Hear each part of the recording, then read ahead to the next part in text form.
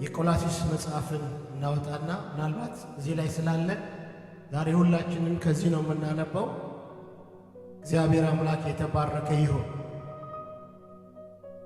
ይታያቸዋል፣ ይሄ ይታያቸዋል፣ ይነበባል ከዚህ።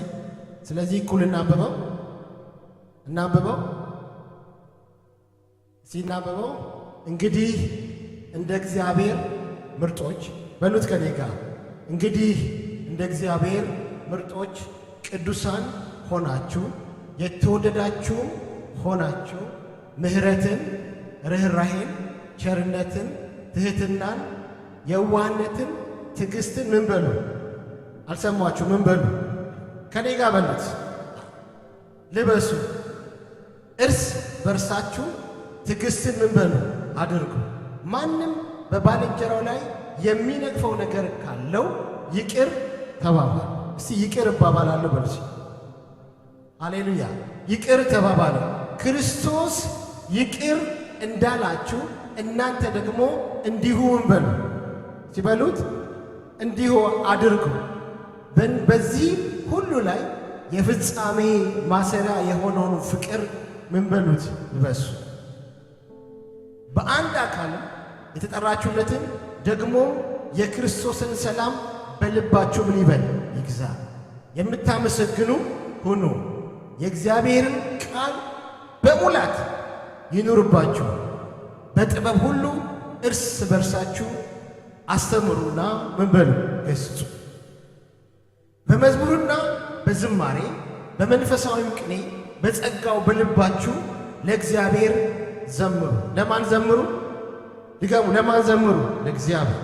ለእግዚአብሔር ዘምሩ። እግዚአብሔር አብን በርሱ እያመሰገናችሁ በቃል ቢሆን ወይም በሥራ የምታደርጉትን ሁሉ በጌታ በኢየሱስ ክርስቶስ ስም በሉት። ሃሌሉያ! ዛሬ የምንነጋገርበትን ርዕስ ልንገራችሁ፣ ሰዓት ብዙ ስለሌለ። የምንነጋገርበት ርዕስ የእግዚአብሔር ምርጦች ሕይወት በሚል ነው የምንነጋገረው። አንድ ሰው እኔ የእግዚአብሔር ነኝ ሲል እግዚአብሔር የመረጠው፣ እግዚአብሔር የለየው፣ እግዚአብሔር የኔ ነህ ያለው ያ ሰውዬ በዚህ ምድር ላይ ሲወጣ ሲገባ እንዴት ነው ሕይወቱን የሚኖረው? እንዴት ነው መስተጋብሩን የሚያደርገው? እንዴት ነው ስራው ላይ? እንዴት ነው ከሰዎች ጋር የሚጫወተው? እንዴት ነው የሚወጣው? እንዴት ነው የሚገባው? ይህ የማን ምርጥ ስለሆነ? የእግዚአብሔር ምርጥ ስለሆነ። ማን ስለመረጠው? ከኔ ጋር ናችሁ? ማን ስለመረጠው? ማን ስለመረጠው? እግዚአብሔር ምን ስላለው? ስለመረጠው። ይሄ የተመረጠ ትውልድ፣ እግዚአብሔር ምርጥ ያለው ትውልድ፣ የእግዚአብሔር ምርጦች የተባለን እኛ እንዴት ነው የምንኖረው? እንዴት ነው የምንንቀሳቀሰው? ሕይወታችን ምን ይመስላል? ሕይወታችን ምን ይሸታል? የኔና የናንተ ሕይወት፣ የኔና የናንተ የሥራ ባህላችን ምን አይነት ነው? ምን ይመስላል? እንደማን እንደተመረጠ፣ እግዚአብሔር እንደመረጠው፣ እግዚአብሔር እንደፈለገው ሰው እንዴት እንንቀሳቀሳለን የሚለውን ነገር ለመመልከትና ለማየት እንሞክራለን። እናንተ የእግዚአብሔር ሰዎች ዛሬ እግዚአብሔር አምላክ በዚህ ጉባኤ ሲሰበስባችሁ ማን ስለመረጠ ነው? ማን ስለመረጠ ነው? እግዚአብሔር ስለመረጠ ነው። ስለዚህ የእናንተ የማን ምርጦች ናችሁ? እስቲ እኔ እግዚአብሔር ምርጥ ነኝ በሉ። ድገሙ በሉ። እኔ እግዚአብሔር ምርጥ ነኝ በሉ። ሃሌሉያ! እኔና እናንተ የማን ምርጦች ነን? የእግዚአብሔር ምርጦች ነን። ሃሌሉያ! የተመረጥነው በቀለማችን፣ የተመረጥነው በውበታችን፣ የተመረጥነው በዘራችን፣ የተመረጥነው በቁመታችን፣ የተመረጥነው በማጠርና በመርዘማችን ሳይሆን እግዚአብሔር አምላክ በልጁ አማካኝነት ይሄንን ጉባኤ እንዲያው በብላሽ በነፃ ምን አለን? ሲመረጠኝ በሉስ። በነፃ ተመረጠ። ሃሌሉያ! ተመርጠናል። የሆነ ማህበረሰብ አለ። ከዛ ማህበረሰብ ተለይተን ወጥተን ምርጦቹ ተብለናል። ምርጦቹ ተብለን ተመርጠናል። ከተመረጥን ይሄ የተመረጠው ትውልድ፣ የተመረጠው ጄኔሬሽን፣ የተመረጠው በእግዚአብሔር ሕሊናና በእግዚአብሔር ሐሳብ የተቀመጠው ይሄ ትውልድ ምን አይነት ሕይወት መኖር መቻል አለበት የሚለው ነው ዛሬ በደንብ አድርገን ለመመልከት የምንሞክረው። ይህንን አሁን የነገርኳችሁን ሐሳብ ከማብራራቴና ከማስረዳቴ በፊት አንድ ጥቅስ ሁላችሁም ታወጡና ብሉይ ኪዳን ላይ ዘዳግም 7 ላይ እናወጣለን። ሁላችሁም ጥቅስ ሳወጣ ብታወጡ አብረን ብናነበው ጥሩ ነው። ሁላችንም ዘዳግም 7 ላይ እናውጣና ብሉይ ኪዳን ላይ እዛ ቦታ ላይ አንድ የተነገረ እውነትና የተነገረ ቃል አለ። እሱን ቃል እናብራራለን። እሱን ካብራራን በኋላ የእግዚአብሔር ምርጦች ብሎ ጳውሎስ ያስቀመጣቸውን እነዛን ሕይወቶች ለመመልከትና ለማየት እንሞክራለን ማለት ነው። ሃሌሉያ። ዘዳግም ምዕራፍ 7 ላይ ቁጥር 6 ላይ እንደዚህ የሚል ቃል ታነባላችሁ።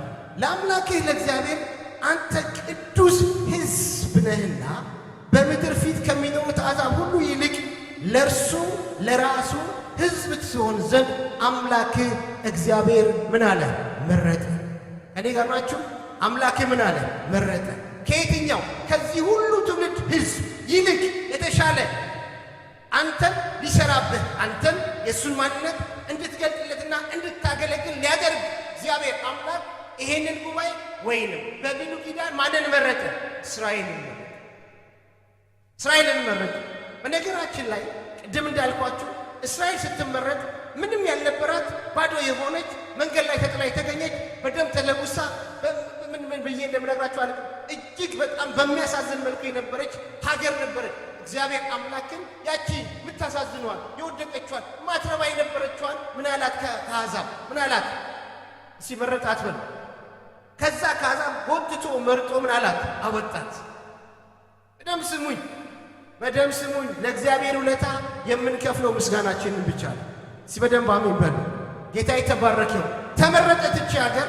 እግዚአብሔር አምላክ በአብርሃም አማካኝነት መርጦ እችን ሀገር ሲመርጣት የራሱ ሲያደርጋት ከምንም ምክንያት ተነስቶ አይደለም። እግዚአብሔር አምላክ እችን ሀገር የመረጣት የእሱን መልካምነት የእሱን አምላክነት ምን ለማለት ነው? ለማውራትና ለመናገር ነው። የተመረጠችበት ምክንያት ሌላ አይደለም። ስትመረጥ የተለየ መልክ፣ የተለየ ቁንጅና፣ የተለየ የአፍንጫ አደራደር፣ የአይን አቀማመጥ፣ የሰውነት ብቃት፣ የተክለ ሰውነት ሁኔታ አይደለም ያስመረጣት እችን እግዚአብሔር ምን አላት? እግዚአብሔር መረጠ። የመረጠበት መሰረታዊ ምክንያት ስለ እሱ እንድትናገር፣ ስለ እሱ እንድታወራ፣ እሱ ትልቅ ነው፣ እሱ ፈጣሪ ነው፣ እሱ ጌታ ነው፣ እሱ ነው ሁሉም ነገር የሚሰራው ብላ እንድትናገር ማን መረጣት? እግዚአብሔር አምላክ ማንን መረጣት? ማንን መረጣት? ድገሙ። ማንን መረጣት? እግዚአብሔር እስራኤልን መረጣት። የእግዚአብሔርን ምርጫ በተሳሳተ መልኩ እስራኤሎች ግንዛቤ ያደረጉና ወደ አላስፈላጊ አቅጣጫ እስራኤሎች ሄድ ጀመሩ። ተመርጠዋል፣ እግዚአብሔር መርጧቸዋል። ግን ምርጫውን በተለየ መልኩ ተረዱ። ስሙኝማ አንድ ጥቅስ ባነብላችሁ ደስ ይለኛል ካገኘሁት። በዚህ ሕዝቅኤል ምዕራፍ 16 ላይ እንደዚህ የሚል ቃል ሁሌ ነው የሚገርመኝ። ቃሉን ከማንበብ በፊት ስለ ቃሉ ተገርሜ ሁሌ ነው የሚገርመኝ። ሁሌ እዚህ ቦታ ላይ እንደዚህ የሚል ቃል ታነባላችሁ። ምዕራፍ 16 ላይ ምዕራፍ 16 እንዲህ ይላል። ከቁጥር 14 15 ላንብብላችሁ። ስሙኝ በደንብ። እንዲህ ይላል በአንቺ ላይ ባኖርኩት ክብሬ ተነሳ፣ ውበትሽ ፍጹም ነበርና ዝናሽን በአሕዛብ መካከል ወጣ ይላል እግዚአብሔር። እዛ ቀጥሎ ይላል ነገር ግን በውበትሽ ታምነሻል፣ ስለ ዝናሽም አመንዝረሻል፣ ምንዝረሽናሽም በየመንገዱ ካሉት ጋር ይላል። ገብታችሁ ምዕራፍ 16 እንድታነቡት ጋብዛችኋል። ክፍሉን ስትመለከቱ እስራኤል መጀመሪያ የተጣለች ማንም የማይቀርባት እንደነበረ ምዕራፍ 16 ቁጥር 1 አካባቢ ላይ ይናገራል። ማንም የማይቀርብሽ የተጣልሽ ነበር። ስትወለጂ አልታጠብሽም ነበር፣ እስከ ነውርሽ ነበርሽ፣ በደም ተለውሰሽ ነበርሽ፣ ተጨማቀሽ ምንም አልነበርሽም አንቺ። ግን ምን አልኩሽ? ጠራሁሽ፣ የራሴ አደረግኩሽ። ከዛም በኋላ እግዚአብሔር አምላክ የሚያስፈልገውን ጸጋ በሙላ ለእስራኤል ሰጠና እስራኤልን ምን አደረጋት? ዝነኛ አደረጋት። ምን አደረጋት? ዝነኛ አደረጋት፣ ታዋቂ አደረጋት። እንደሷ ያለ ማንም የለም እስኪባል ድረስ አሕዛቦች እስኪፈሩ ድረስ 19 ነገሥታቶችን አሸንፈው የተሻለ ሕይወት የተሻለ ማነት እስኪኖራቸው ድረስ በዙሪያቸው ያሉትን በሙላ እስኪያስገብሩ ድረስ እስራኤልን ምን አደረጋት? እግዚአብሔር ከፍ አደረጋትና በዝና ሞላ። ዝናዋ ወጣ፣ ዝናዋ በጣም ተንሰራ አስፈራሪ ሆነች፣ ከባድ ሆነች። ከተሰጣት ጥበብ የተነሳ ከተሰጣት እውቀት የተነሳ ከተሰጣት ማንነት የተነሳ ዝናዋ በጣም ወጣ። በጣም ዝናዋ ገነነ። እግዚአብሔር ግን ምን አላት? ከዝናሽ ምን ብለሻል? ከኔ ጋር ናችሁ? ከኔ ጋር ሆናችሁ መሰለኝ። ይኸው ክፍሉ ምንድን ነው የሚለው? በዝናሽ አመንዝረሻል አለ። መጀመሪያ ዝናውን የሰጣት እግዚአብሔር ነው። ልታከብረው የሚገባ ማንን ነበር? ማን ነው ዝና የሰጣት? ማን ነው ከፍ ያደርጋት? ማን ነው ሕይወቷን የለወጠው? ማንም ሳይቀርባት ማን ነው የቀረባት?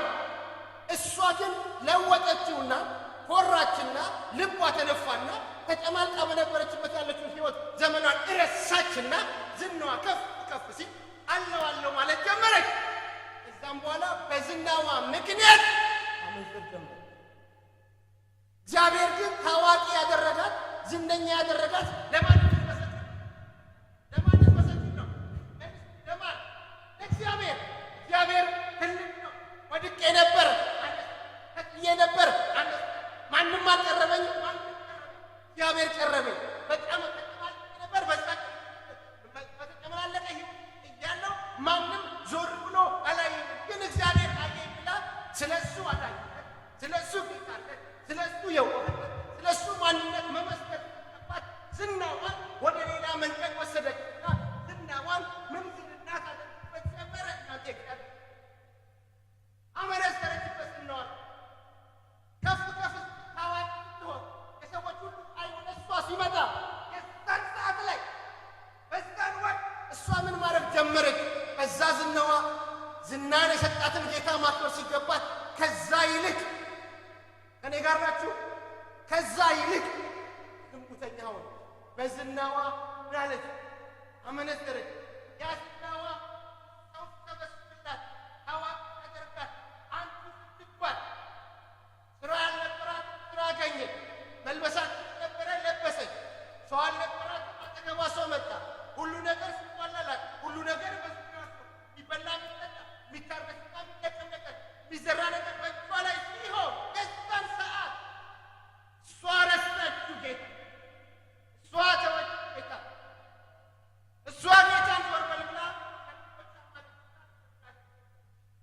በምኑ አመነዘረች? በምኑ አመነዘረች? ድገሙ። በምኑ አመነዘረች? ዝና። በደም ስሙኝ። ዝና በደም ስሙኝ። ዝና እንደየፈርጁ ይለያይ። የራሱ የቻለ እርከን አለው ዝና። እዚህ ቤት ያላችሁ ሰዎች የሆነ ወቅት ላይ በቤታችሁ ማትታወቁ ልትሆኑ ትችላላችሁ። አጠገባችሁ የሚተኛ ሰው እማያውቃችሁ ሰዎች ልትሆኑ ትችላላችሁ። ግን ወቅት ይመጣና አጠገባችሁ ያለው ሰው ማወቅ ይጀምራችኋል። ገና አንድ ሰው ሲያውቃችሁ በዛ ታዋቂነታችሁ ሌላ ሐሳብ፣ ሌላ እቅድ፣ ሌላ ዓላማ ይዛችሁ ብድግ ትችላላችሁ። ማንም በጣላችሁ ሰዓት ላይ አስታውሶ በአገልጋዮች አስታውሶ አጠገባችሁ ባለ ሰው አጽናንቷችሁ ትንሽዬ ከፍ ስትሉ ሰዎች ሲመለከቷችሁ፣ ሰዎች ሲያዩ ወይም ሰዎች ሲመለከቱና ሲያዩን በዛች ነገር ምን እንላለን? እንስታለን። ቃሉን መናገር ቢከብደኝም እናመነዝራለን። ወደ ራስ ነገር እንሄዳለን።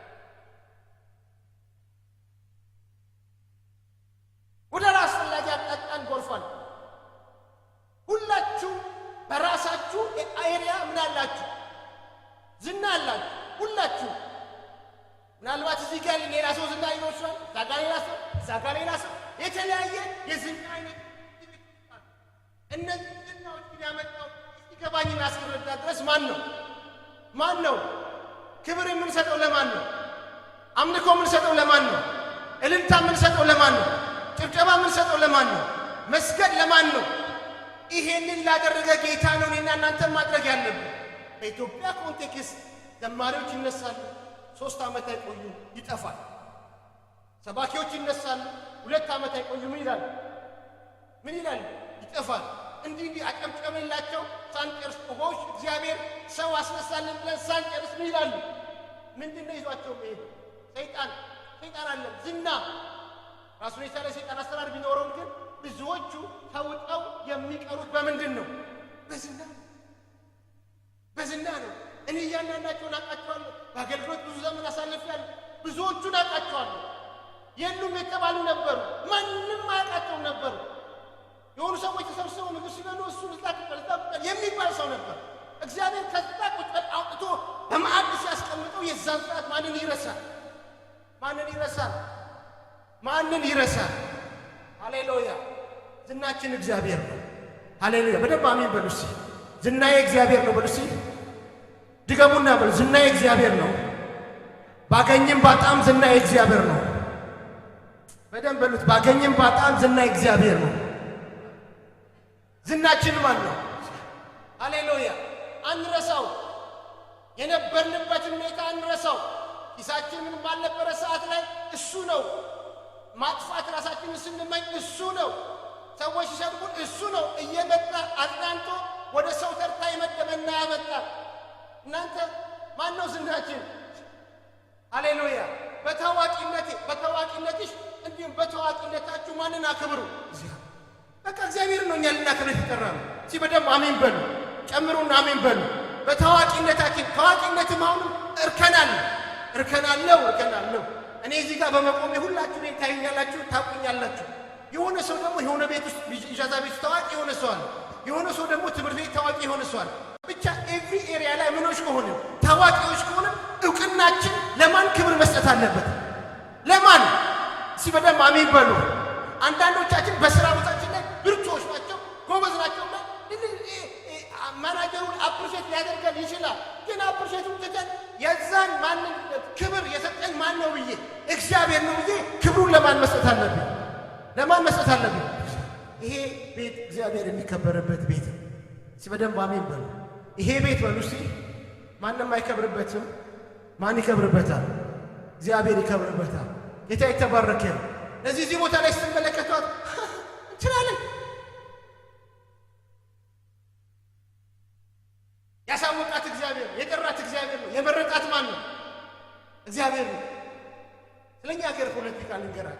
አሁን የተሾሙ ጠቅላይ ሚኒስትር ሲሆኑ ከስሮቻቸው ምኖችን ይሾማሉ፣ ይመርጣሉ። ሚኒስቴሮችን ከኔ ጋር ናት አላችሁ? እጃችሁን አሳዩሽ፣ መኖራችሁን ልወቅ። ጌታ የተባረከ ነው። ይጠራሉ። ሚኒስቴሮችን ይጠሩና እነዛን ሚኒስቴሮች ይሾሟቸዋል። አንዷን የጤና ሚኒስቴር አድርገው ይሾማል። አንዱን ደግሞ መከላከያ ሚኒስቴር አድርገው ይሾሙታል። ጠርተው ምን ይሏቸዋል? ይሾሟቸዋል። ጠርተው ያስቀምጧቸዋል።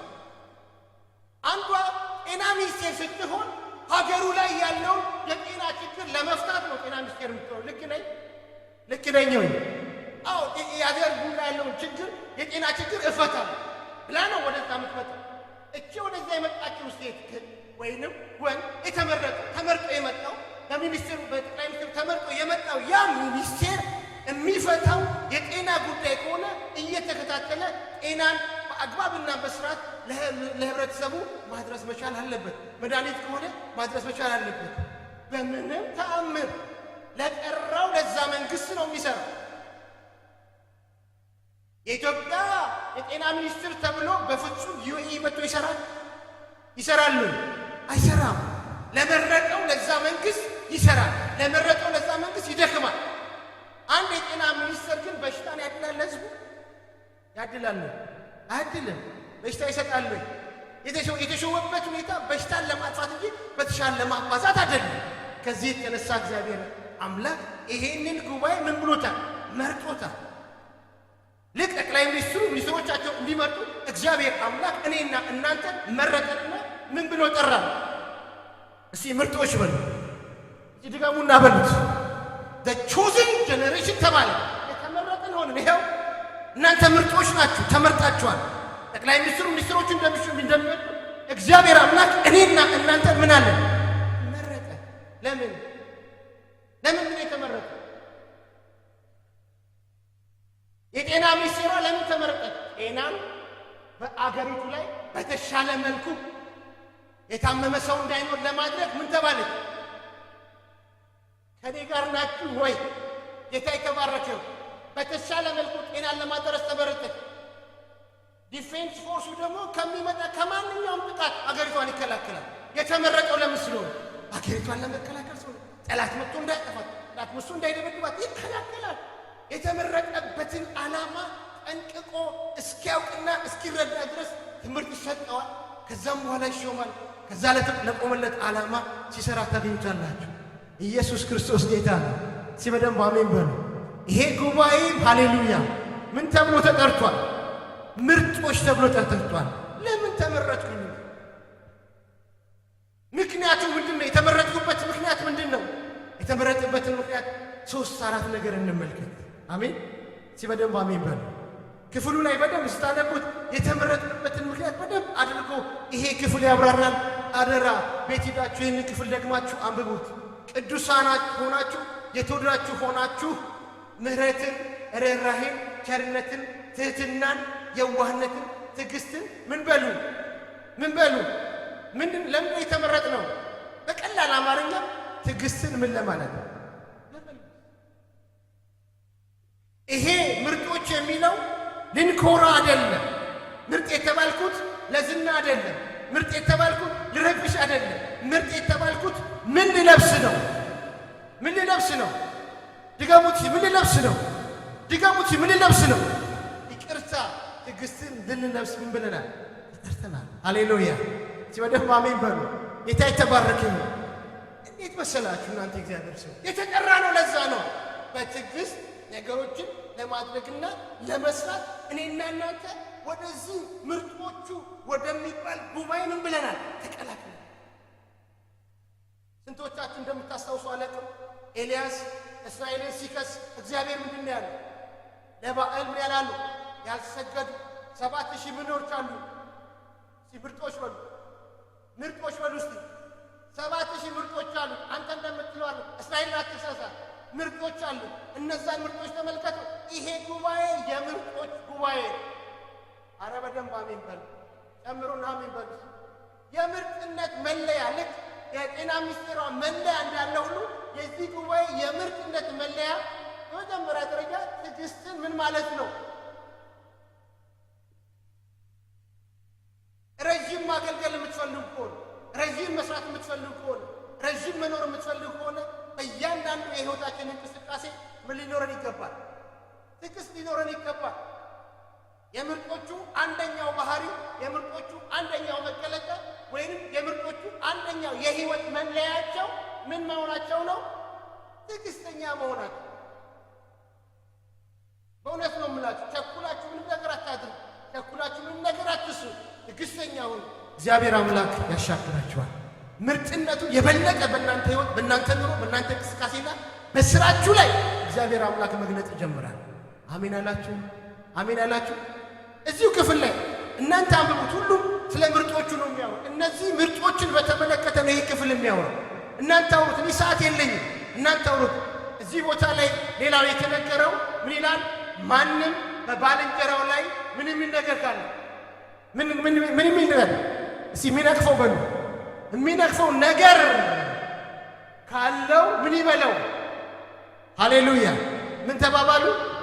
አጠገብ ያለውን ያዘውና የምትነቅፈው ባልንጀራ ካለ ይቅር ተባባል በሉስ። ሃሌሉያ አላችሁ፣ ተባባላችሁ። ምን ይቅር ተባባሉ። ከየት እናምጣውን ይቅርታ? እኔ እኮ አደገኛ ነኝ፣ እኔ እኮ ኃይለኛ ነኝ፣ እኔ እኮ ማንም አልለው ማነው ይቅር? ከየት የይቅርታ ችግር እንዳይገጥመን ክርስቶስ ምን እንዳላችሁ ይቅር እንዳላችሁ ምን ተባባሉ? ሃሌሉያ በደንብ አሜን በሉ። ይቅር ተባባሉ። ማን ብሏችኋልና? ክርስቶስ ኢየሱስ እኔና እናንተ ምን ብሎናልና? ይቅር ብሎናልና። በተቻለ መጠን አጠገባችሁ ያለው ሰው ከበደላችሁ፣ ባልንጀራችሁ ካስቀየማችሁ ተነጋግራችሁ ምን አድርጉ? ይቅር ተባባሉ። ለምን? ክርስቶስ ምን ብሎናልና? ይቅር። ይሄ የማን ባህሪ ነው? የምርጦቹ ባህሪ ነው በሉስ። ይሄ ባህሪ የምርጦቹ ባህሪ ነው። አንድ ሰው ተመርጫለሁ ካለ፣ እኔ የሀገር ሚኒስትር ነኝ ብሎ አንድ ሰው የሀገር ሚኒስትር ነኝ ብሎ አንድ ሰው ሀገር ሲያፈርስ አይገኝም። ሀገር ግን ምን ይላል? ይጠብቃል፣ ይገነባል። የጤናም እንደዛው። ልክ እኔና እናንተ ተመርጣችኋል ብለን ከተጠራን በኋላ ትዕግስትን እንለብሳለን። ከዛ ደግሞ እርስ በርሳችን ይቅርታ እናደርጋለን። ይሄ የተመረጡ ሰዎች የህይወታቸው መለያ ነው፣ ኮድ ነው። this is a code። አሁን በምድራችን ላይ ስለ ዲኮደር ሰማች ኮድ የሚሰሩ ኮድ የሚያነቡ ሰዎች የተፈጠሩ ነው። ኮድ ነው ይሄ። የኔና የናንተ የህይወት መለያ ኮዳችን ነው። አሜን አላችሁ? ኮዳችን ነው። ይቅር ማለት ሲባል ኦኬ ይቅር ለዋለሁ ምን ችግር አለው ብለን ወዲያው ይቅርታ ብለን ነገሮቻችን መቀጠል መቻል አለብን። የምርጦቹ ሁለተኛው ባህሪ ምን መባባል ነው? ይቅር መባባል ነው። አሜን። በደንብ አሜን በሉ። ጨምሩና አሜን ነው። ሌላው የምርጦቹ ባህሪ ጨርሳለሁ።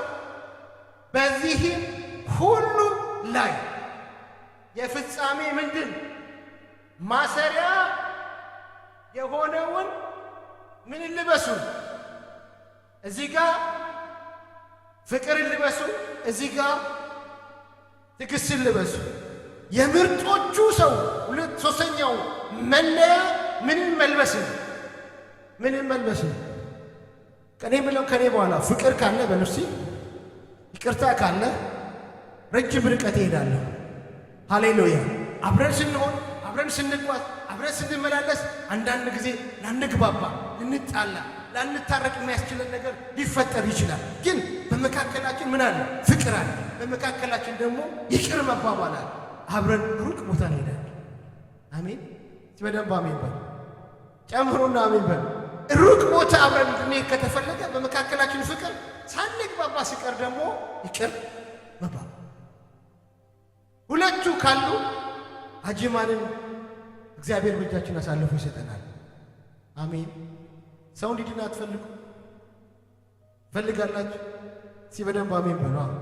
አጅማንን እግዚአብሔር አሳልፎ እንዲሰጠን ከተፈለገ የመጀመሪያው ትዕግስት፣ ሁለተኛው ይቅርታ፣ ሶስተኛው ደግሞ ምን መኖር አለበት?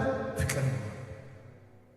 እነዚህ ሶስቱን ስናደርግ የህይወት መለያ ኮዳችን ይሆናል ማለት ነው።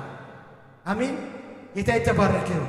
አንድ ልጨምርላችሁና ልጨርስ። በጣም ሌላው የሚገርመኝ